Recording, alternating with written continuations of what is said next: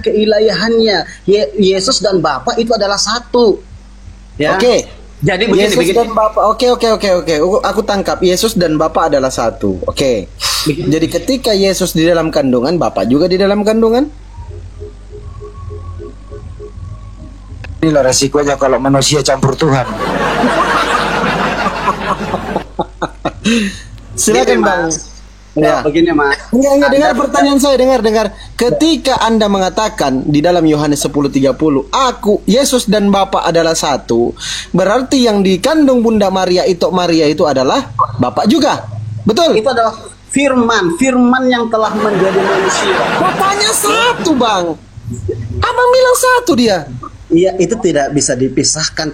Tetapi yang menjadi manusia itu adalah firmannya, perkataannya. Begini Mas, Satu, gini, kita komitmen, coba. Kita komitmen. Yesus dengan Bapa satu enggak? Satu.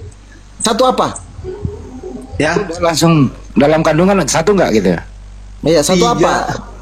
Enggak, satu apa dia? Yesus dan Bapa ini satu apa? Abang bilang satu. Oke, satu apa? Satu dalam kesatuan. Ya, mungkin Satu saya dalam tidak bisa satu hakikat gitu ya. Satu hakikat. Ya, mungkin saya tidak bisa menjelaskan lebih sempurna. Udah, poinnya udah. Berarti ketika Yesus disunat, Bapak juga ikut disunat. Makanya Anda juga harus memahami. Ya, Saya bilang, inilah resikonya kalau manusia campur Tuhan. Ini resikonya. Mas, dengar. Ya, makanya Anda harus memahami. Saya sudah katakan, ketika firman itu menjadi manusia, maka maka dia punya natur kemanusiaan. Dia harus hidup seperti manusia, ya. Tetapi bukti bahwa dia benar-benar Allah pada hari yang ketiga dia bangkit kembali. Silakan baca di dalam 1 Petrus pasal yang ketiga. Dia benar-benar Allah. Allah. Oke. Gini Bang Salam. Aku ikut lagi Abang ini. Yesus adalah Allah. Sepakat? Di dalam 1 Korintus 8 nomor 6, Paulus berkata, sebab bagi kami hanya ada satu Allah saja, yaitu Bapa. Kenapa Abang mengatakan Yesus juga Allah? Siapa yang bohong di sini? Siapa yang bohong? Aduh, itu satu dalam kesatuan. Ya, itu satu dari dalam kesatuan. Coba kita kembali Bang ya. Kita kembali tadi. Ini Mas Pandi nggak ngerti nih. Itu akan ada istilah baru Mas Pandi. Kesatuan dalam persatuan. Siap. Gitu. Jadi Mas, begini Mas. Ya, komitmen jadi, lah Bang, komitmen. Makanya begini Bang. Gimana pemaknaan? Abang tahu tidak pemaknaan Yohanes 10:30? Dengar dulu Mas, ya. Saya tidak bisa memaksakan pemahaman saya kepada Mas, dan Mas juga tidak bisa memaksakan pemahaman. Kalau pemahaman Abang itu dasarnya di mana Bang? Anda tidak terima ya udah gitu loh. Kalau Anda itu tidak bukan terima, pemahaman berdasarkan Bible Abang. Di dalam Yohanes 10, dengarkan saya bacakan Bible Abang. Di dalam Yohanes 10:25, Yesus di situ berkata, "Aku mengerjakan pekerjaan yang diberikan oleh Bapa." Makanya Yesus bilang di Yohanes 10:30, "Aku dan Bapa adalah satu." Apa artinya satu pekerjaan? Pekerjaan apa yang dilakukan Yesus? Di dalam Yohanes 3:34, utusan itu penyampai firman. Yesus kan diutus. Berarti Yesus penyampai firman. Mana buktinya Yesus penyampaikan firman? Yohanes 17:8.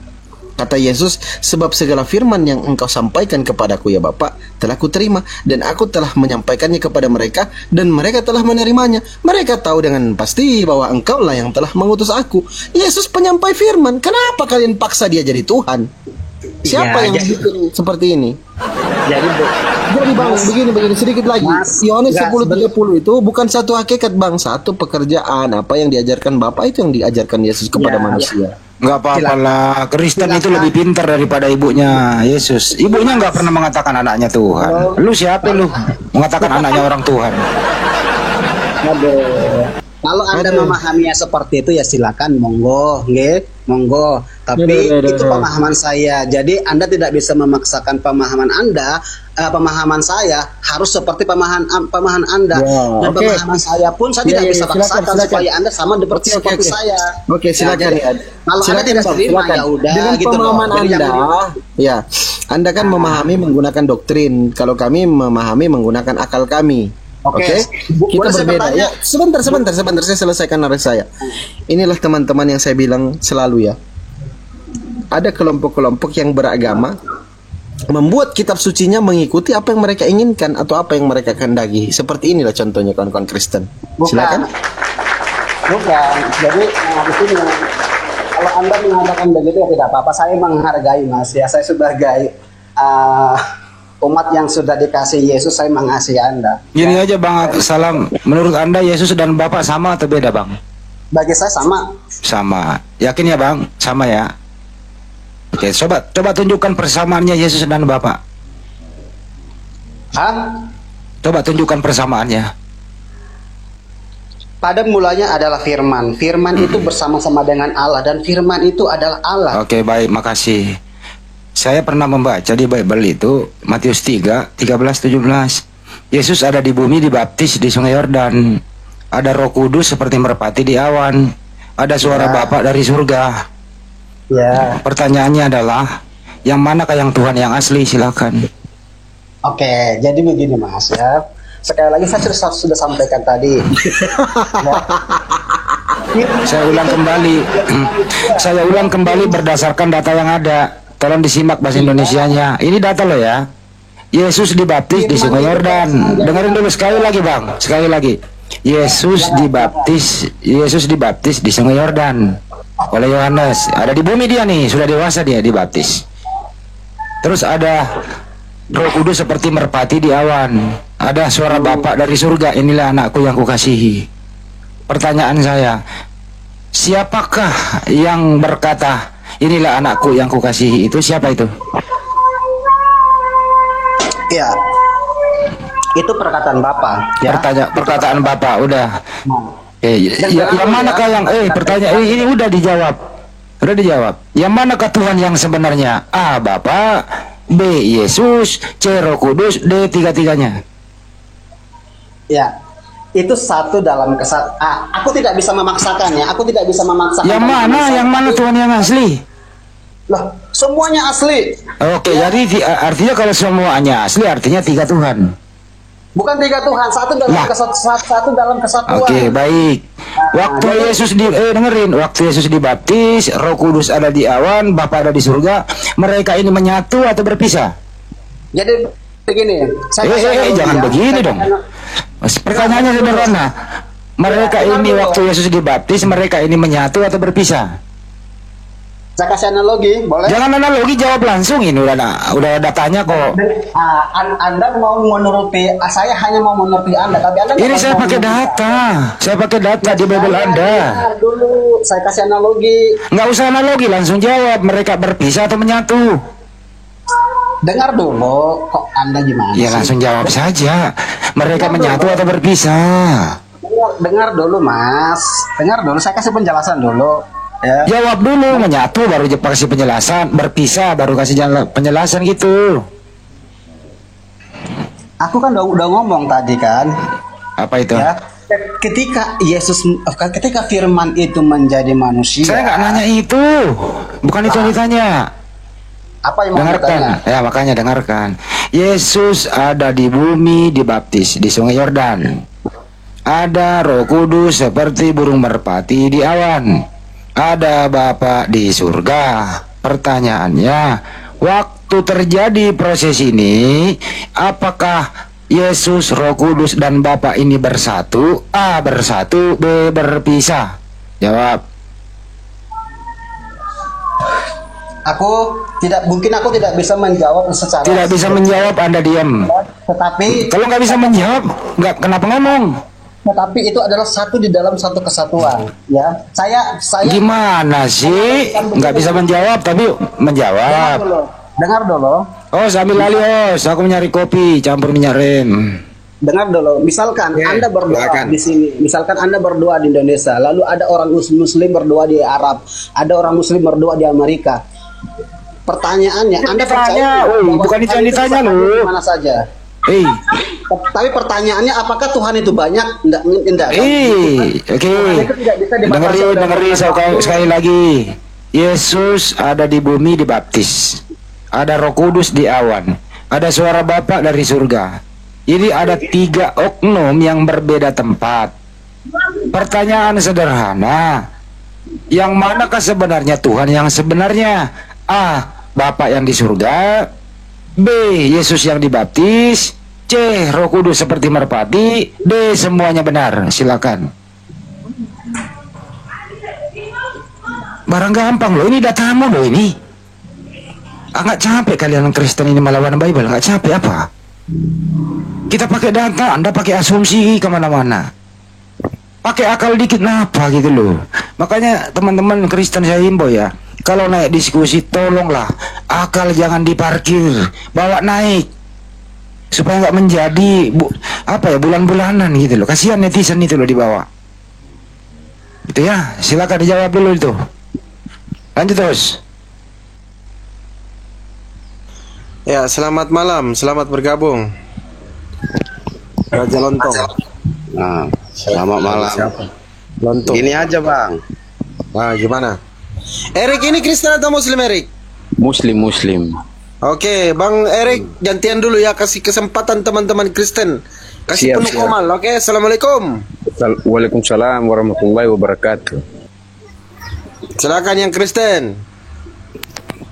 Begini, ini kalau nampak dari room ini membuat keonaran. Jadi kalau untuk agamamu, gitu aja, ngapa diperpanjang? Jadi kan kayak abang tadi nih di kelas ini, dia mungkin cuma baca sepotong ayat. Jadi nggak sampai semua dari pertama sampai akhir, gitu dia.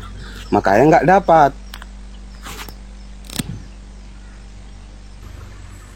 Jadi kalau kita bahas tentang siapa yang benar, siapa yang salah, nggak dapat ini bang, apanya ujungnya. Jadi Kenapa bisa? Kenapa le kok? Kenapa tidak bisa, maksudnya bagaimana? Nggak bisa bang. Jangan kita paksakan kepercayaan orang itu sama kepercayaan kita itu sama. Ini loh Bang Raja, ini bukan berbicara kepercayaan. Kalau laiku mau mengimani Yesus Tuhan, pohon pisang Tuhan, sapi, monyet Tuhan, terserah laiku. Yang kita bahas di sini adalah dasar keimanan. Sudah benar tidak ini kita dasar keimanan kita? Benar tidak Bible bilang Yesus Tuhan? Kan begitu? Oke. Kalau tidak benar, masuk neraka laiku. Nah, sini saya kasih pertanyaan si Raja dulu ini. Silakan. Oke, kasih. Bang, Yesus itu kan pernah dibaptis Matius 3, 13, 17 gitu ya. Yesus kan dibaptis di muka bumi nih oleh Yohanes gitu ya Bang ya. Terus ada Roh Kudus di awan seperti burung merpati. Terus ada juga suara dari surga, inilah anakku yang kukasihi. Saya mau nanya ke Abang, yang mana Tuhan yang sebenarnya? A. Yang Bapak di surga, B. Yang Yesus yang dibaptis, C. Roh Kudus seperti merpati, D. Semuanya Tuhan. Silakan. Itu abang, pertanyaan abang gitu nggak dapat itu bang, jawabannya gitu bang. Kalau nggak dapat jawabannya host, nggak pasti, nggak apa-apa.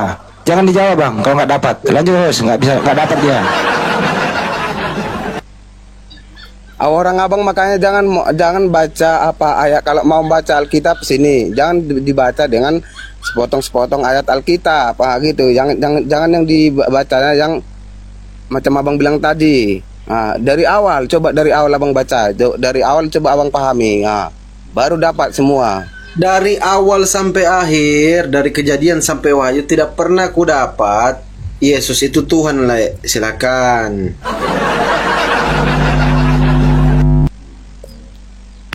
Jadi dah gini aja lah. Uni lanjut Uni. Ustadz Alif lagi sholat, Bang Handi juga itu mau minum masako campur kopi. Silakan Uni, open kamera, lanjut Uni.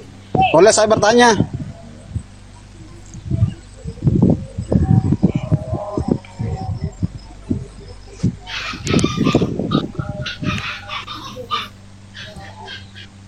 Boleh bertanya?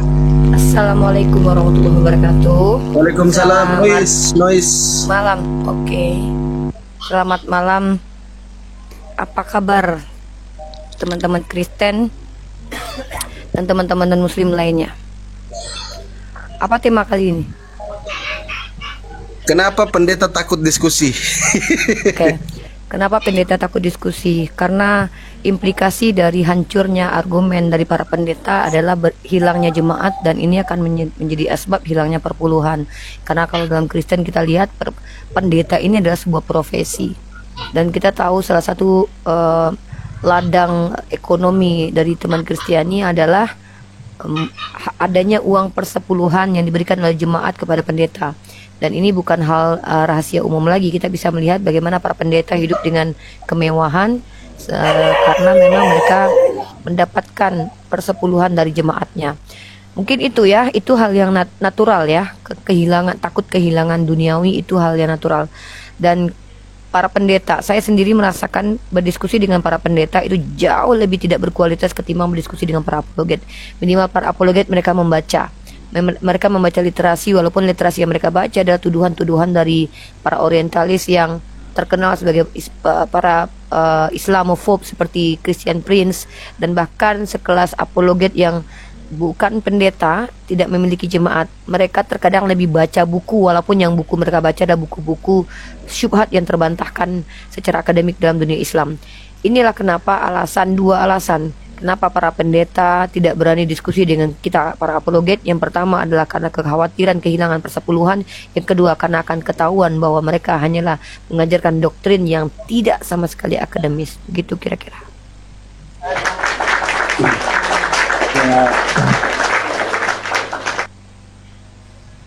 Boleh bertanya, Mbak? Silakan umat Kristiani, ada saya di Komal siapapun, silakan kalian prioritaskan untuk bertanya. Tetapi ketika kalian menjelaskan iman kalian, saya khawatir saya lebih paham daripada kalian dan saya akan mempertanyakan kembali apa yang kalian sampaikan. Silakan. Oke, jadi begini.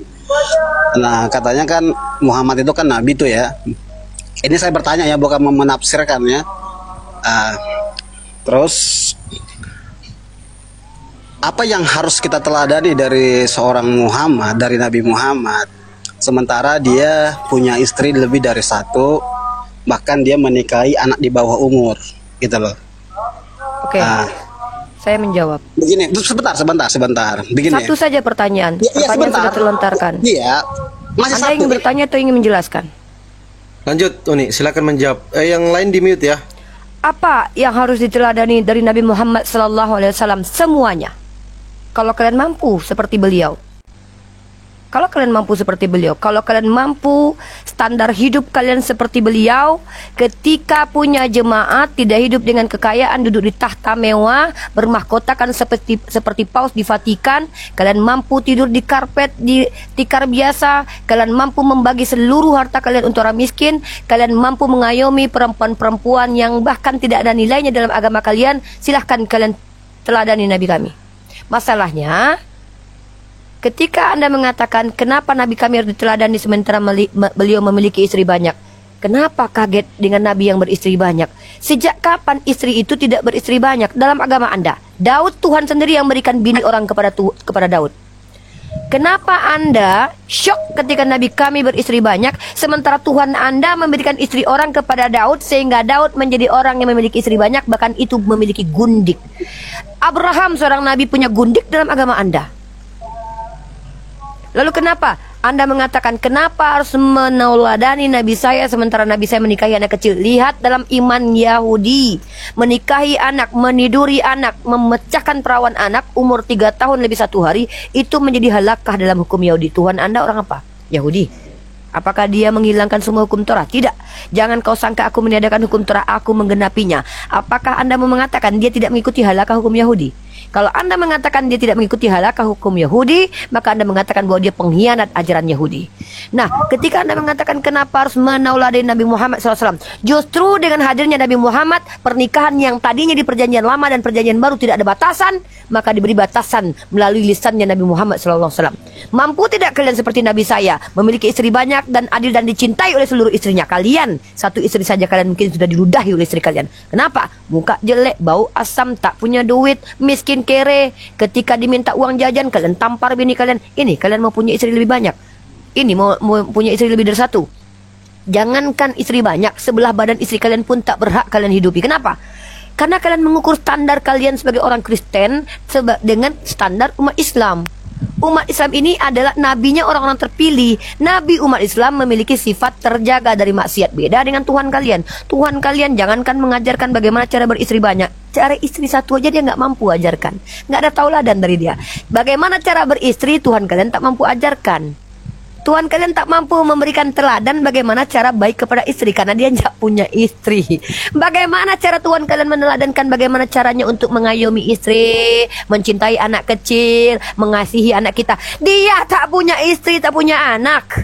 Bagaimana kami cara mengayomi anak? Kami contoh baginda Rasulullah Muhammad SAW mencintai anaknya Fatimah.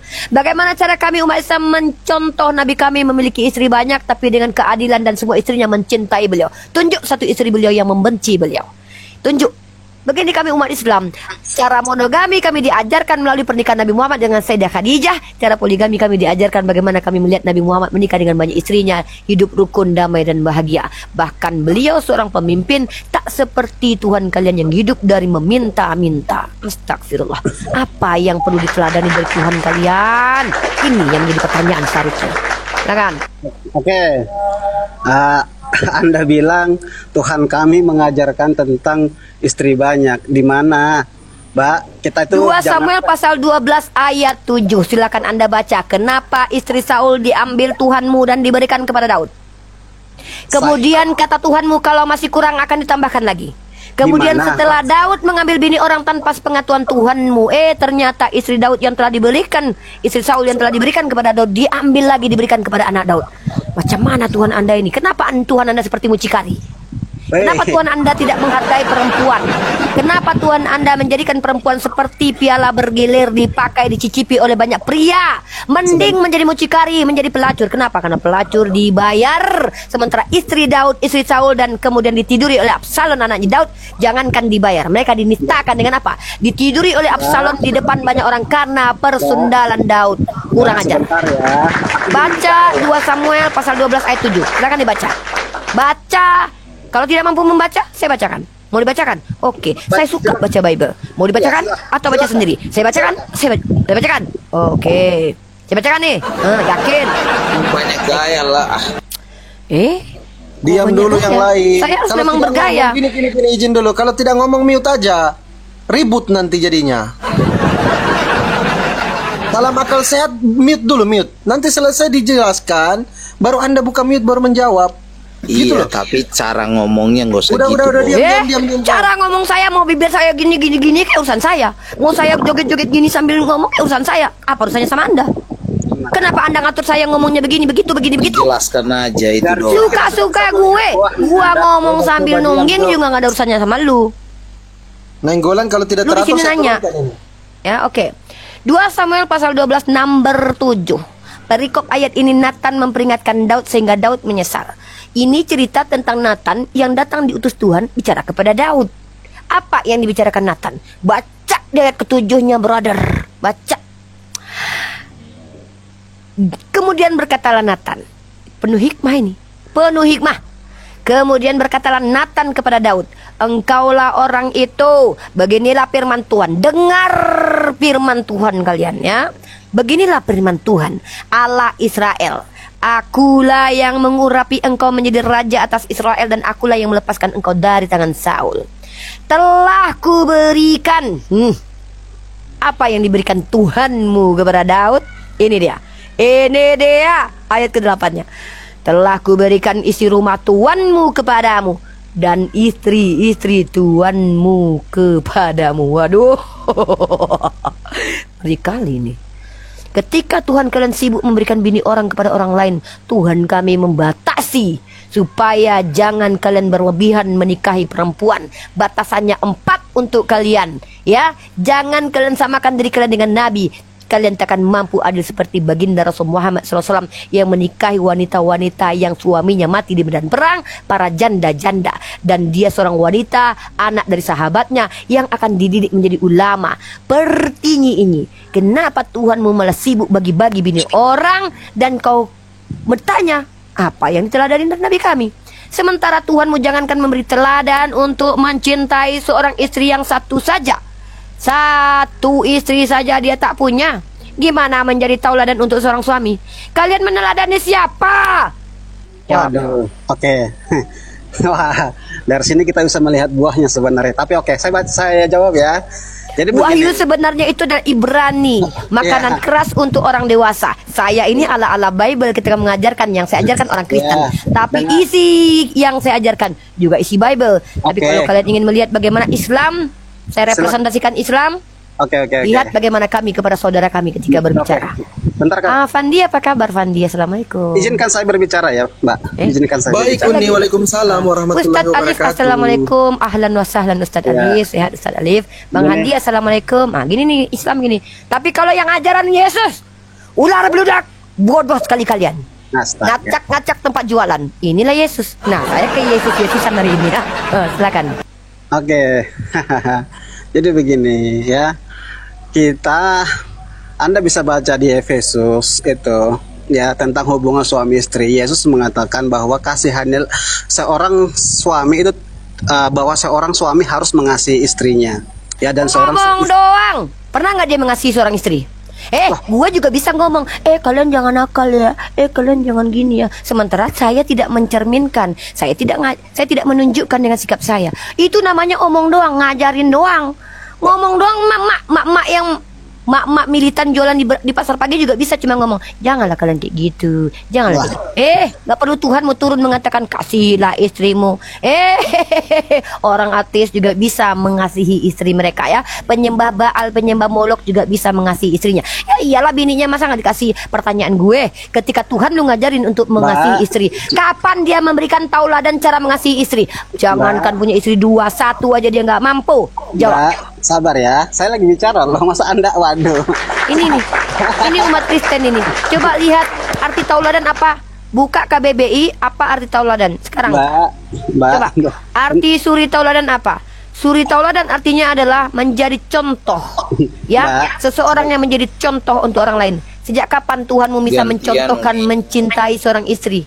Mbak, saya, sabar ya Mbak, saya lagi bicara. Saya lagi ala-ala Bible nih, saya ngikutin Bible nih. Makanan keras untuk orang dewasa, kalian udah dewasa. Saya harus keras sama kalian. Iya, sabar ya, sabar. Aduh.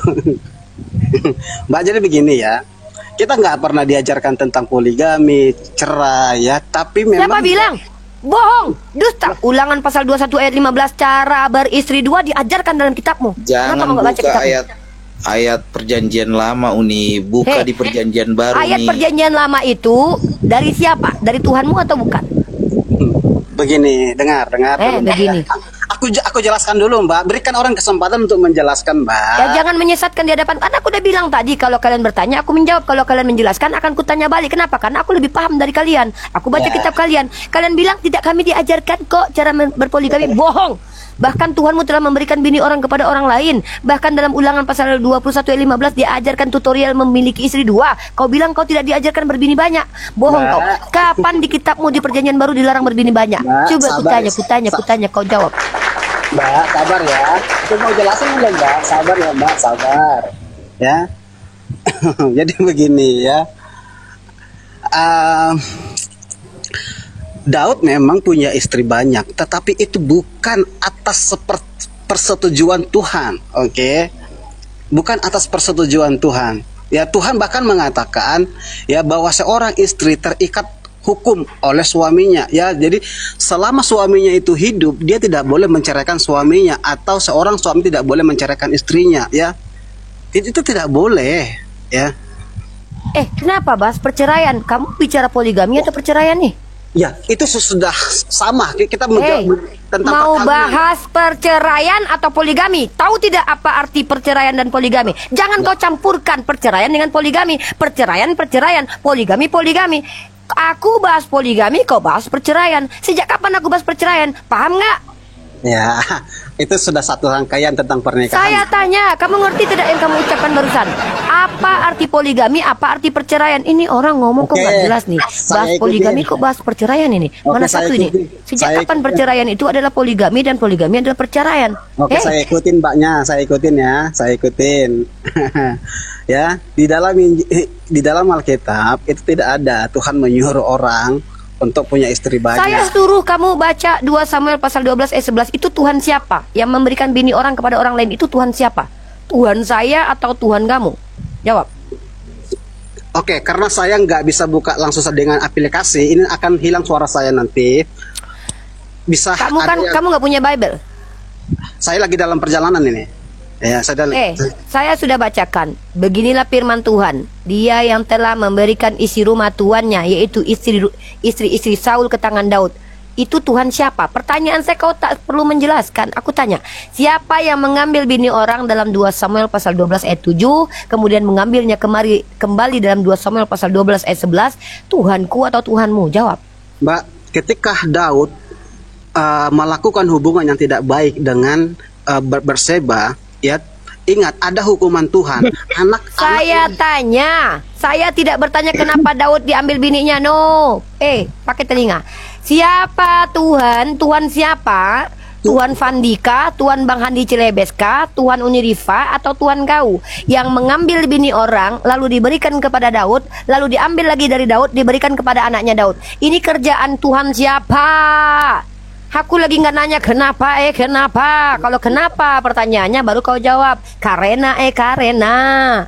Yang saya tanyakan ini Tuhan siapa? Kau jawab, oh bukan Tuhanku, aku nggak kenal dia. Silakan. Gitu. Oh itu Tuhannya Yesus, bukan Tuhanku. Jawab sudah. Tidak ada. Tuhan tidak pernah melakukan itu. Karena Oh jadi itu bukan Tuhan. melanggar kekudusannya. Ya, Tuhan Oh tidak jadi itu bukan Tuhan. Tuhan yang mengambil bini orang dan memberikan kepada orang lain itu bukan Tuhan, tapi iblis. Pantas Tuhan ada marsionisme. Pantas ada marsionisme yang mengatakan bahwa Tuhan dalam perjanjian lama itu iblis. Wow. Ya, itu terserah Anda ya. Kalau Anda Loh, mau terserah saya. Ya, iya, Saya kan tanya kepada Anda, kok sulit sekali menjawabnya? Kok berat sekali mental Anda untuk menjawab? Siapakah Tuhan yang mengambil ini orang di dalam kitab perjanjian lama? Anda kenapa Anda mampu menjawab? silakan Anda baca ayatnya, silakan. Saya sudah bacakan ayatnya dan Anda tidak mau menjelaskannya. Ini Tuhan siapa? Tuhan Ustadz Alif atau Tuhannya kamu? Saya ulangi kembali. 2 Samuel pasal 12 nomor 7. Kemudian berkatalah Nathan kepada Daud, engkaulah orang itu, beginilah firman Tuhan. Begini, oke, mungkin kau pengen lihat ayatnya ya. Nggak apa-apa, aku pertengokkan saja. Apa? Nyerocos mulut burung aja. Iyalah, kalau nggak nyerocos bukan aku. Nggak tahu kau. Nah, kemudian berkatalah Nathan kepada Daud, engkaulah orang itu, beginilah firman Tuhan Israel, akulah yang mengurapi engkau menjadi raja atas Israel, dan akulah yang melepaskan engkau dari tangan Saul. Telah ku berikan isi rumah tuanmu kepadamu, dan istri-istri tuanmu ke dalam pangkuanmu.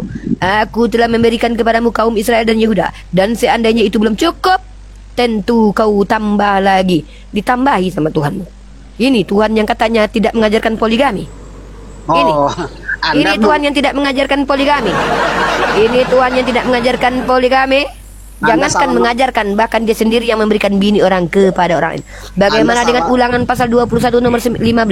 Tutorial memiliki istri 2. Apabila seorang mempunyai 2 orang istri, yang seorang dicintai, yang lain tak dicintai, dan mereka melahirkan anak-anak laki-laki baginya, baik istri yang dicintai maupun istri yang tak dicintai, dan anak sulung adalah dari istri yang tidak dicintai, maka pada waktu itu bla bla bla, panjang sekali cerita. Artinya diajarkan tutorial memiliki istri lebih dari 1. Lalu kau berkata kami tidak diajarkan memiliki istri lebih dari 1.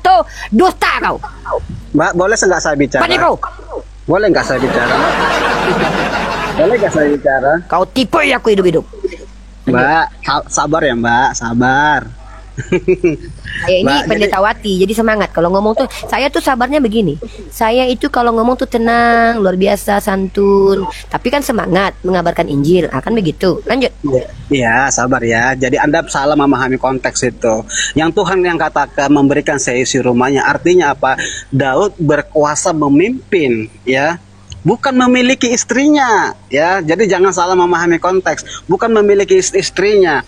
Nah, di ulangan tadi, ya, di ulangan tadi itu, ya, di ulangan tadi, memang di dalam perjanjian lama itu banyak orang yang mempunyai istri banyak. Tetapi sekali lagi, itu bukan perintah Tuhan. Ya, itu bukan perintah Tuhan. Tuhan mengatakan di dalam Kejadian, Tuhan menciptakan Adam dan Hawa, ya. Tuhan katakan apa? Seorang laki-laki meninggalkan ayah dan ibunya dan bersatu dengan istrinya, ya, bersatu. Jadi Tuhan hanya menciptakan satu wanita, satu laki-laki, ya itu untuk menjadi hubungan suami istri.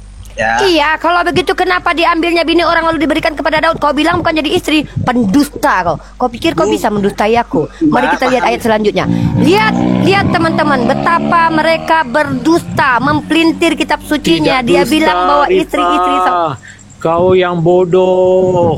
Iya. Baca apa ayat itu saya akan tunjukkan. betul-betul. Saya akan tunjuk. Oke, kita lihat Kau ayatnya yang ya. bodoh, So, oke, kita tidak lihat 2 paham. Samuel pasal 12 ayat 7 sampai ke 11. Tuhan Kita kami buktikan bahwa suci. mereka pendusta.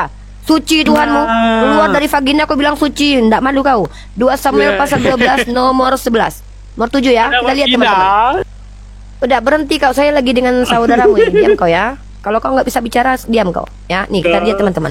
Ini kedustaan si salam akal. Kenapa? Dia malu teman-teman. Tuhan yang mengambil bini orang. Lalu dikatakan itu bukan. Ayat itu. Diam, kita turunkan Fandi. Biar kita sama ini aja. Ya. Coba lihat salam akal. Kenapa kau berani-beraninya mendustai kitabmu, brother? Saya nggak nyangka loh. Saking kau ingin membela Tuhanmu yang mengambil istri orang, kau pelintir ayatnya, kau bilang itu bukan istri untuk Daud. Coba kau perhatikan ini. Telah kuberikan isi rumah tuanmu kepadamu dan istri-istri tuanmu ke dalam pangkuanmu. Ya, istri-istri tuanmu ke dalam pangkuanmu. Kau pikir ini bukan dinikahi? Oke, aku sepakat dengan kau. Memang tidak dinikahi. Tapi apa yang terjadi? Kau baca ayat ke-11-nya. Beginilah firman Tuhan bahwasanya malapetaka akan kutimpakan ke atasmu yang datang dari kaum keluargamu sendiri. Aku akan mengambil istri-istrimu. Istri yang sebentar. Kenapa orang Kristen ini kok kayak penjajah ya, masuk komal kita tuh nggak ada yang tenang. Lihat ya, pertama istri Saul diberikan kepada Daud di ayat ke-7. Kau perhatikan ini brother. Diambil istri Saul diberikan kepada Daud.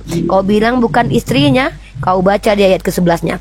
Ketika Daud masih tak puas dengan istri-istri yang diberikan Tuhan, dia mengambil istri Uria, tidur dengan istri Uria dan menjadi asbab Uria mati di medan perang dengan mengutus Uria untuk dibunuh. Lalu apa yang dikatakan Tuhan? Kau dengar hukumannya. Dengar hukumannya. Beginilah firman. Jangan kau takutkan kedustaanmu terbongkar di sini kan. Beginilah firman Tuhan bahwasanya malapetaka akan kutimpakan ke atasmu yang datang dari kaum keluargamu. Diam kau pendusta. Apa kata Tuhanmu di sini? Aku akan mengambil istri-istrimu. Kau bilang ini bukan istrinya tadi. Kau bilang ini bukan istrinya tadi. Kau bilang ini cuma dipimpin sama dia. Di sini dikatakan, aku akan mengambil istri-istrimu. Istri-istrimu, bukan kau pikir satu istri ini. Istri-istrimu ini banyak di depan matamu dan memberikannya kepada orang lain. Lagi-lagi Tuhanmu mengambil istri Daud. Lagi-lagi Tuhanmu mengambil istri-istri Daud diberikan kepada anaknya Absalom. Dari mana aku tahu kalau ini diberikan kepada Absalom anaknya? Kau lihat ini ayat korelasi. Penubuatan ini telah dilangsungkan oleh Tuhan. Di mana? Bahwa di sini maka dibentangkan kemah bagi Absalom di atas sotoh. Lalu Absalom menghampiri gundik-gundik ayahnya. Bahkan Daud memiliki gundik yang diberikan oleh Tuhanmu. Memang aku sepakat kalau tidak semua dinikahi. Kalau di sini dikatakan istri, di ayat 11 dikatakan istri, ternyata itu hanya gundik mengerikan Tuhanmu. Memberikan istrinya Saul, ternyata dipergundik oleh Daud. Kejam sekali Tuhanmu menjadikan perempuan ini seperti piala bergilir. Lalu kau bertanya kepada kami umat Islam, kenapa Nabi Muhammad layak menjadi tauladan sementara kelakuan Tuhanmu seperti ini? Coba kau jelaskan. Boleh saya bicara? Boleh saya bicara? Boleh saya bicara? Bicara Mbak, itu. Pahami konteksnya Mbak, ya. Tuhan tidak pernah melakukan itu, tapi memang ya Daud, Salomo itu punya istri banyak. Sekali lagi ada gundik deh.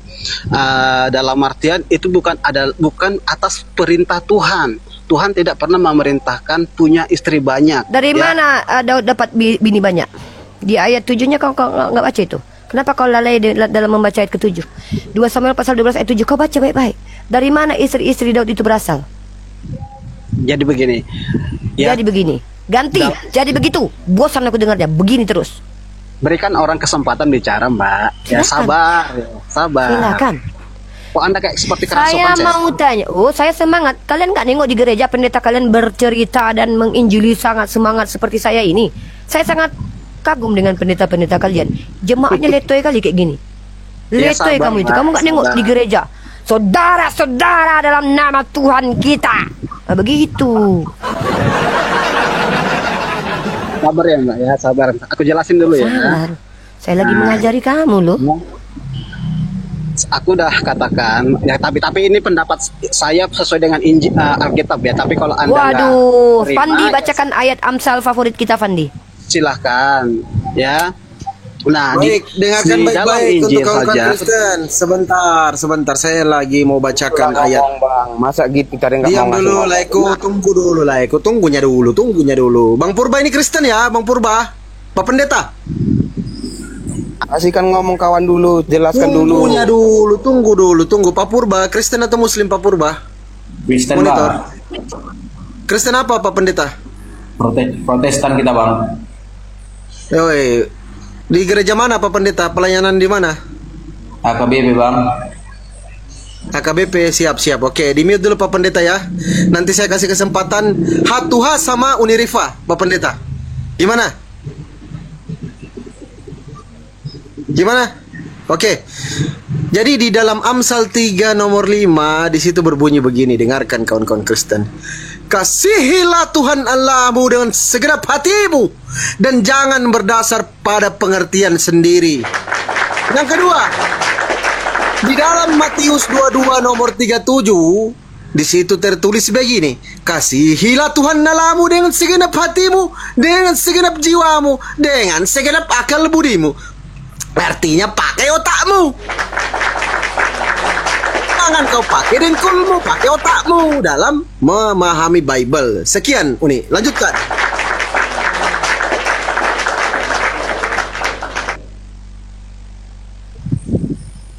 Ya, oke. Tunggu. Horas Medan, Horas. Ya, syarat-syarat penatua di dalam 1 Timotius ya, syarat-syarat untuk menjadi seorang penatua itu adalah atau sebagai pemimpin agama lah, dia harus suami dari satu istri ya. Itu suami penatua. Kamu penatua bukan? Ya, Kamu penatua bukan? betul. Tapi kita juga diajarkan. Di mana diajarkan bagi jemaat biasa itu tidak boleh beristri lebih dari satu. Kok bawa-bawa penatua? Jangan bukan penatua. Pastor itu nggak nikah. Kalian kenapa nikah? Baca itu di Matius 19. Pastor kalian, pastor Katolik itu tidak menikah. Biarawati tidak disentuh oleh laki-laki. Katolik Tirulah dengan itu. kami berbeda, Kalian kenapa Mbak. menikah? Makanya saya tanya, kamu mengerti tidak apa suri tauladan? Apa yang saya sampaikan ini mengajarkan kamu definisi suri tauladan, orang yang Mbak, layak tadi- dicontoh. Mbak, Kau ketika mempertanyakan tadi Mbak nabiku. bicara, Kenapa saya nabiku nggak ada dijadikan potong, suri loh. tauladan? Sekarang kubalikkan padamu. waktu Kenapa Mbak Tuhanmu ngomong, layak saya nggak ada- dijadikan suri tauladan? Saya nggak ada Saya potong, bertanya, di mana Tuhanmu mengajarkan jemaat biasa tidak boleh berpoligami? Dengar, Mbak jangan pautkan dengan Katolik. Katolik berbeda dengan Protestan. Saya bertanya, siapa yang lebih dulu, Katolik atau Protestan? Kita jangan sampai ke sana. Kita bahas tentang ini dulu. Ya. Siapa yang lebih dahulu? Kalau tanpa Katolik memang kalian punya kitab. Kita bahas tentang ini, tentang. Yaudah, kembalikan bahwa tidak boleh berpoligami untuk kalian. Kalau masalah tentang diaken, tentang pemilik jemaat, jangankan kalian Kristen dalam kitab yang kau baca, orang Katoliknya lebih dulu ada sebelum kalian. Bahkan pastornya tidak berbini seperti Tuhan kalian. Kenapa kalian tidak ikuti? Itulah Ya, kita- suri tauladan kalian. Kenapa kalian malah berbini? Mbak, sabar ya. Poligami kalian larang. Poligami istri kalian tolak, sementara mempoligami Tuhan kalian terima. Nggak dapat akal sehatnya lagi bang, udah dijelaskan tetap dipotong. Jadi kalau gini nggak usah diikuti lagi, gitu aja intinya. Oke dah, Pak. Apa yang kalian mampu berikan kepada Nggak- kami nggak umat Islam dapatnya. tentang Soalnya Tuhan kita kalian? setiap kali kita Saya ngomong, sudah potong, bilang dari ada yang tadi, apa. Kan jangan saya coba-coba jelaskan ilmu kalian di sini yang menyesatkan itu, karena saya lebih Nggak jago daripada dapatmu, kalian Mbak tentang Uni. kitab Mbak kalian. Uni aja tadi yang baca apa tadi? Mbak Karena Uni aja memang kalian dipotong-potong, mempelintir. Kau udah. tengok si salam Makanya akal Mbak sehat. Uni Dia bacanya katakan bukan yang Tuhan bagus. yang mengambil bini orang. Padahal jelas-jelas di situ tertulis secara eksplisit. Aku telah kuberikan.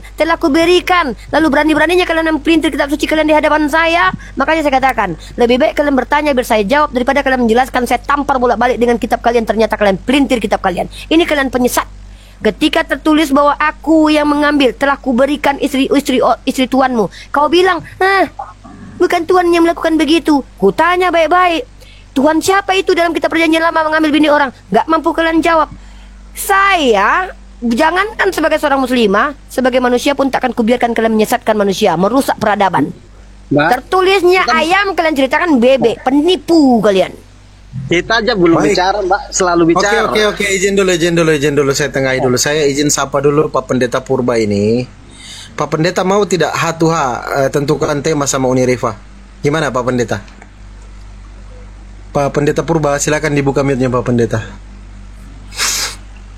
Enggak, kalau soal agama sebenarnya nggak perlunya kita bahas-bahas. Agama Islam menurut Islam itu baik. Oke. Agama Kristen menurut Kristen itu baik. Jadi kalau untuk membahas-bahas itu nggak ada gunanya.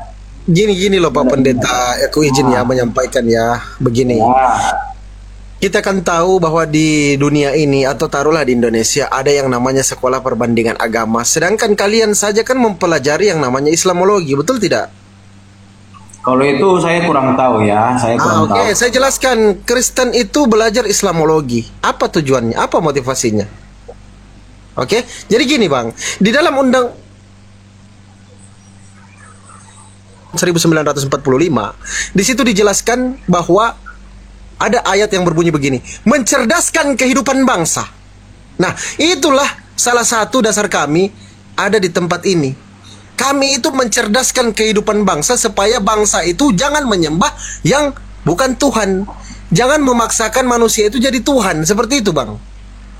Jadi Oke lah. kalau Jadi beginilah, saya ini mengatakan kalau Kristen itu menuhankan Yesus menggunakan Bible itu hanya cita-cita, angan-angan, mimpi dan halusinasi semata. Ada bantahan atau mau dibuatkan tema seperti itu? Yesus Tuhan cita-cita, gimana? Silakan. Pak Kalau Pendeta diskusikan aja sama Uni Rifa. karena gini, Ketuhanan. Nah, silakan. kalau kita cerita sama orang yang belum 100% dan memahami agama, gak bisa kita pair. Kita diskusi. Karena prinsip bagi kami yang Kristen ini, kami imani dulu baru kami mengerti. Oke. Kami mengerti baru kami imani. Baik. Jadi kalau soal itu, Bang, gini aja, Bang. Aku bukan mau menyalahkan Islam, bukan menyalahkan Kristen. Artinya kita kalau membahas-bahas kayak gini kan mencari siapa yang benar, siapa yang salah kan. Tunggu dulu, Le. Aku tahu ada nama Allah di dalam Bible, Le. Kalau tulisannya samanya kita, pengucapan aja yang beda kan. Nah, dapat dari mana itu, Le? Dapat dari mana? Dapat dari mana? Maksudnya dapat dari mana, seperti apanya? Laiku kata Allah itu terjemahan lembaga Alkitab Indonesia itu dapat dari mana itu? Allah itu, nama Allah itu. Nama Tuhan kami kenapa? Maksud di Bible laiku.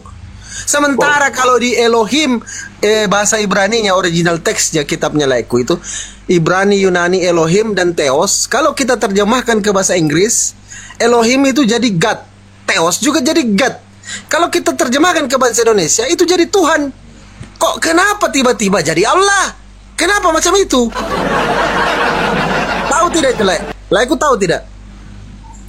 Kalau Allah itu ya, Bang, Allah itu bagi kami itu Allah itu adalah pucuknya lah, pucuknya atasnya lah itu. Lah. Itu dapat dari mana itu terjemahan Allah itu? Ayolah diskusi aja lah.